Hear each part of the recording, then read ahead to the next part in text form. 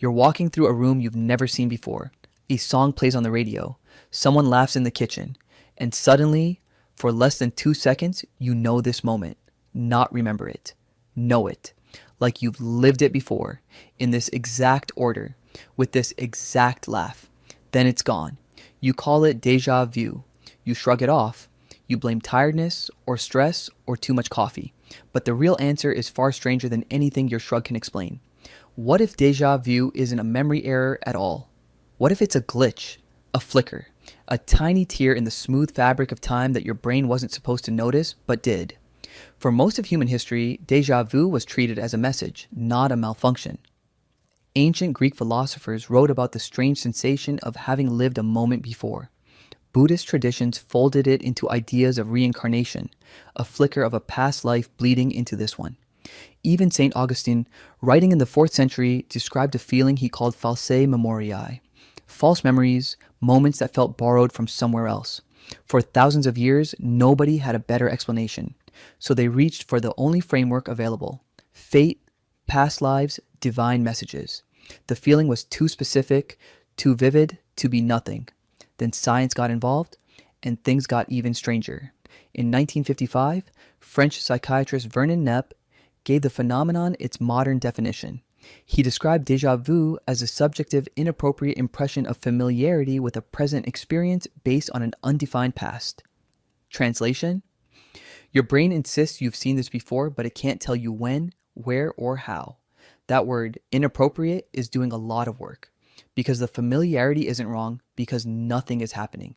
It's wrong because something is happening, just not the something your brain thinks is happening. Here's where it gets interesting. Neuroscientist Akira O'Connor at the University of St. Andrews ran experiments using hypnosis to artificially trigger déjà vu in subjects' brains. He gave people false memories, then placed them in a brain scanner and showed them scenes that resembled but didn't match those false memories. What he found surprised even him. The brain region most active during déjà vu wasn't the memory center, it was the frontal cortex, the area responsible for decision making and conflict resolution. Your brain wasn't remembering, it was checking.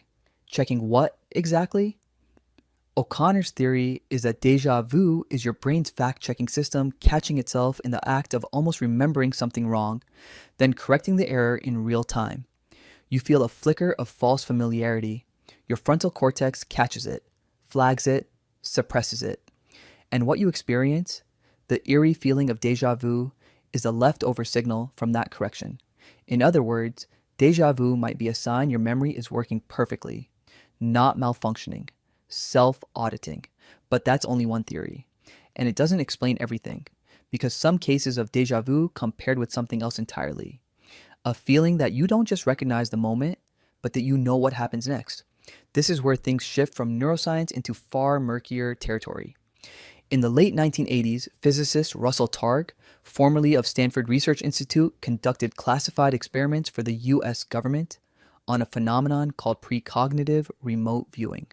The results were inconclusive by rigorous scientific standards, and the program was eventually shut down. But the underlying question Targ's research poked at has never fully gone away. What if the brain occasionally receives information slightly out of sequence, not from a past life, not from God, but from itself, a few seconds or minutes ahead of where it currently sits in time? Physicist Julian Barbour has spent decades arguing that time, as we experience it, a smooth river flowing in one direction, may not be a feature of the universe at all. In his framework, time doesn't flow. It exists as a vast collection of separate frozen moments, what he calls nows, each one complete and self-contained. Your brain stitches these nows together into a story, an illusion of continuous motion, the same way a film reel of still frames creates the illusion of movement. If Barbour is even partially right, déjà vu starts to look less like an error and more like a seam showing through the fabric. A flicker where two nows brush against each other. A glitch where your brain, for one fraction of a second, catches the next frame, loading slightly early. You don't have to believe in physics bending time slips to feel unsettled by this, because here's the part that should genuinely keep you up at night. Déjà vu doesn't happen randomly across your life. It spikes hardest between the ages of 15 and 25, then drops off dramatically as you age. Why would a memory error, or a fact-checking glitch, or a tear in space-time care how old you are? Neuropsychologist Anne Cleary at Colorado State University has spent over a decade studying this exact question. Her research suggests déjà vu correlates strongly with something called gestalt familiarity, when the spatial layout of a new scene closely resembles a layout you've encountered before, even if you can't consciously place where. Walk into a new friend's apartment. The window's on the left, the kitchen opens to the right, the couch faces a blank wall. You've never been here, but you've been somewhere shaped exactly like this. Your brain recognizes the floor plan, not the room. And that recognition gets misfiled as recognizing the moment itself. Cleary's experiments, using virtual reality environments built to mirror each other spatially without mirroring any other detail, reliably triggered déjà vu in participants who had zero memory of the matching layout. It wasn't mystical, it was measurable, replicable, and entirely explainable through spatial memory. So which is it? Is déjà vu your brain quietly correcting a memory error? Is it spatial pattern recognition misfiring? Or is it, even partially, a glimpse through a crack in how time actually works? The honest answer is that nobody knows for certain. Not Neppy, not O'Connor, not Cleary, not Barber. The phenomenon happens too fast, too unpredictably, and too privately inside a single human skull to fully capture under laboratory conditions.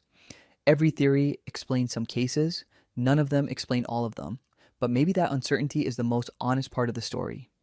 You live every day assuming time is solid, linear, reliable, one moment after another, in strict, unbreakable order. Déjà vu is the one experience that makes you question that, even for 2 seconds. It's the moment your own mind taps you on the shoulder and whispers, "Are you sure this is the first time? So next time it happens, next time a room feels like it's already happened, don't shrug it off. Don't blame the coffee. Sit inside it." Because for 2 strange seconds, your brain just told you something it usually keeps hidden. That maybe time isn't quite as smooth as it pretends to be, and maybe déjà vu isn't a glitch in your memory at all. Maybe it's a glitch in time.